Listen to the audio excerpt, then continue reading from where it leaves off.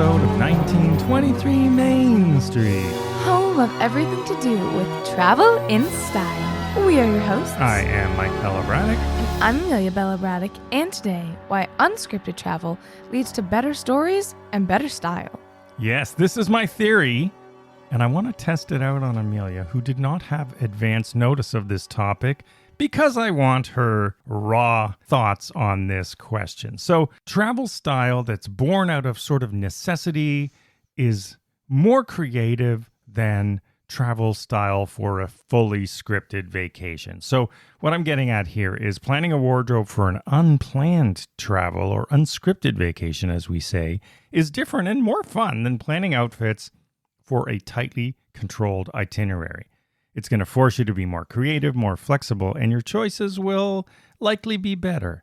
That's an interesting theory that you got there. So let me put it in terms you can understand, and then you tell me how you would approach these things differently. So let's use the classic Disney vacation, because even if you go unscripted, it is still fairly planned compared to a different type of travel. I don't really think you can fully do Disney unscripted. I mean, that'd be quite a feat. You can. We did during COVID. Remember? We basically did nothing. We wandered the parks. I think you went on the carousel was the only ride. I did not go on a single ride that entire trip. This is when the Magic Kingdom when Walt Disney World reopened. But aside from that, a Disney vacation is, even if you plan lightly, which I always recommend, it's still planned. You still sort of know. You definitely plan outfits. Now, on the other hand, let's talk about when we go to the south of France. That is very loosely scripted, not really scripted, other than where we're staying and the area we're going. That was a very unscripted vacation. So my theory is that when you take, not only do you get better memory. I mean, I stand by this. It's a big part of the design process here. Well, that that's unscripted, scientifically true. Which part? This making better memories. Yeah, I mean, your best memories are not scripted. No, but also like your brain remembers things more when you subvert its expectations. Ooh, we're getting scientific. Like, that's just science. That's just true. So let's now apply that to fashion for everyone.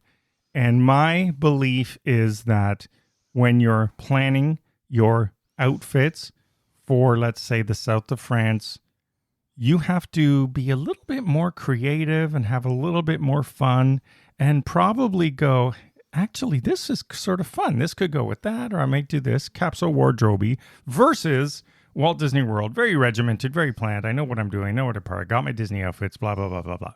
Yeah. What are your thoughts? True? Not true?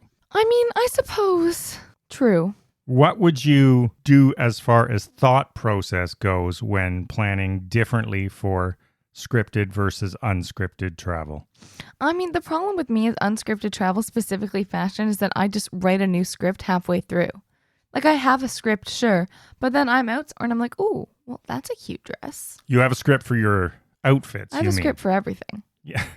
But I'm talking, when I say script, I mean the itinerary, which is up in the air, really. We wake up in the morning on those days and don't really know where we're going or what we're doing. Exactly. So you have to plan for that ahead of time in terms of your wardrobe differently than when you go to Walt Disney World. Listen, I just dress for whatever's going to be the best picture and I deal with the consequences all day. So you dress for photos. I do whatever I want. Okay, now for our listeners to get a good shot, okay. who want to dress for flexibility and comfort and style, how would you do that differently? Listen, I'm just tough like that. I think you got to have a comfortable shoe. It doesn't have to be an ugly shoe, but it has to be a comfortable shoe. Number one. Depends what you're going to do. If you're by the water, you're probably going to have like a quick shoe on and off option if you want to like dip your feet in, things like that. I recommend, depends what you want. Do you want cute Instagram photos? Do you want, like, are you going to be hiking all day, do you think? There's a lot of different options, but you can go cute or comfy, really depending. You can still go cute and athletic. Like you wear a nice little tennis skirt, a cute little athletic top, things like that. Or you could do what I do and go full on dress and then whatever happens, happens. Now, you just raised a question that I was going to ask you. When you consider your wardrobe for unscripted travel, Do you consider dating your looks in photos, or do you try to go timeless? I always go timeless. I always try to go timeless. I try and build a nice capsule wardrobe. Do you actually think about that, though? Absolutely. And if I'm not, like if there's a specific piece, then I'm usually dating it to a time period on purpose and not just whatever's trendy. You know, like this summer, if I'm going more 2000s vibes, it's like vintage Disney Channel summer. It's not just like, oh, this was in the store, let me throw this on. All right, let's do do this these things. Cut and dry. Let's say, tell me how you plan your wardrobe for a Walt Disney World vacation. Tell me how you plan your wardrobe if you were going to the French island of Martinique and you did not know really what you were going to be doing there. What is the difference? How would you approach those two? Well, do I not know what I'm doing at Disney either? We know from 100 vacations worth of trips. Listen. You don't know specifically, but you generally know, right? When I'm at Disney, there's a park a day, there's an outfit, there's usually a prop, like there's some ears or there's a bag involved. There's a very curated outfit for a vibe for photos. That's always happening. That's sort of what I'm getting at Disney. If I'm, going to a more relaxed island, maybe I'm heading to the beach, I like to bring options and pieces that can mix and match into multiple different outfits. So capsule style. Something comfy. Like I'll have a black athletic skirt, like a casual dress, a nicer dress, an athletic top, a little bit of a nicer top, maybe a pair of jean shorts or dress shorts, things that I can mix and match depending on how much effort my day is going to be. Like if I'm just lounging by the beach, I don't need a full-on outfit. If I'm going around exploring or shopping, maybe I need a little bit more. What should a guy wear on the Unscripted or consider packing? Well, it depends. I think if it's something like an island, if you're going to the Caribbean, that's relatively hot.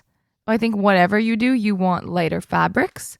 You want maybe lighter colored t-shirts or linen if you're doing button-up shirts and things like that. I would try to avoid like blacks or dark burgundies and navies. Things like that tend to be a little bit warmer, so I would avoid. And really like looser short options. If you're doing pants, again, I would say looser so they're more breathable. You might want them for at night and things in that vein.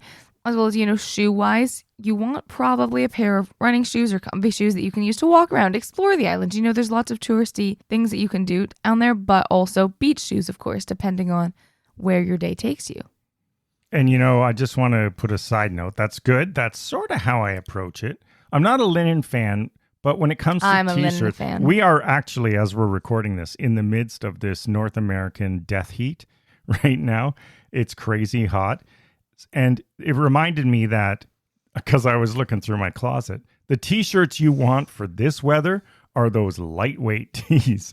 And if you're shopping in our shop or any shop, but we always put the base item brand in our shop, the ones you're going to want to buy for an island like that, that's what spurred my memory, is something like the Bella Canvas 3001, the Gildan 64,000. Those are very lightweight, summer hot t-shirts. They're perfect for that. Easy breezy. It has more of an effect than you think. What does? The different t-shirt types. Absolutely, subconsciously. Yeah. All right.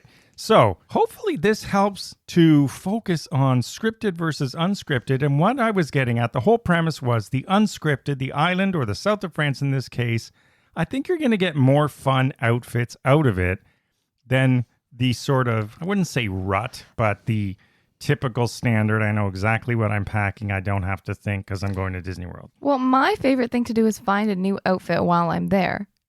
Like if I'm somewhere and I'm like, ooh, that's a cute top. That's a cute dress. You mean to buy on vacation? Exactly. Absolutely always. And if I already have all of my outfits planned every single day, then how am I going to fit in my new piece that I'm inevitably buying? And have it sort of coordinate with stuff you already have. Exactly. How does that work? All right, everyone. Thanks for listening as always. Hopefully this was helpful for planning for your summer vacations, no matter where you're going. As always, follow along on social media at 1923 Main Street. Tell us how you approach packing in different scenarios. Visit the shop at 1923mainstreet.com. We will see you again next week. And as always, roam freely and wear boldly. Bye-bye.